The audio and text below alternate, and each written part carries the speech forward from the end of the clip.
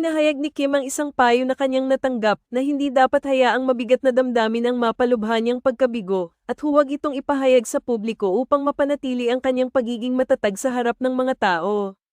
Ani Kim, may mga personal na bagay na nauunawaan lamang niya na hindi nauunawaan ng iba, kaya't mas mabuting itago na lang ang mga ito sa kanyang sarili.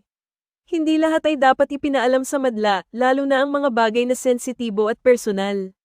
Sa showtime, halimbawa, 3 oras lang yun, 3 oras lang tayong nagtatawanan.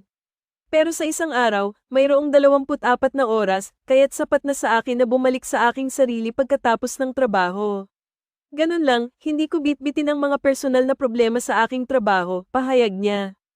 Sa kabilang banda, tila nagiging sandigan ni Kim Chiu si Paolo Avellino, na tila nagbibigay ng suporta at pag-unawa sa kanya sa gitna ng kanyang mga pinagdadaanang pagsubok.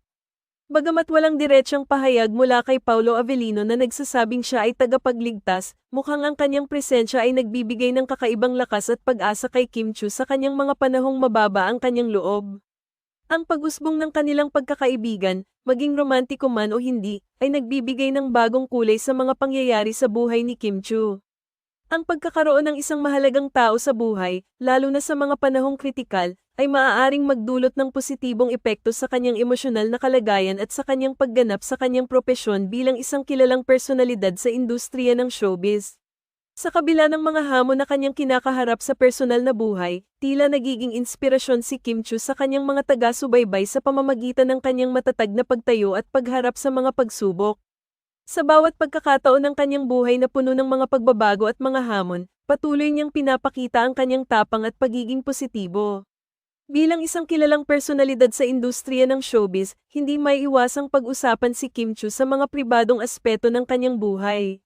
Gayunpaman, ang kanyang kahandaang magbahagi ng kanyang mga karanasan at ang pagtanggap niya sa mga hamon ng buhay ay nagpapatunay sa kanyang pagiging matatag at matapang. Sa kanyang mga proyekto at sa bawat pagkakataon na kanyang pinapakita ang kanyang husay sa larangan ng pag-arte, ipinapakita ni Kim Chiu ang kanyang dedikasyon at determinasyon na magtagumpay sa kanyang karera.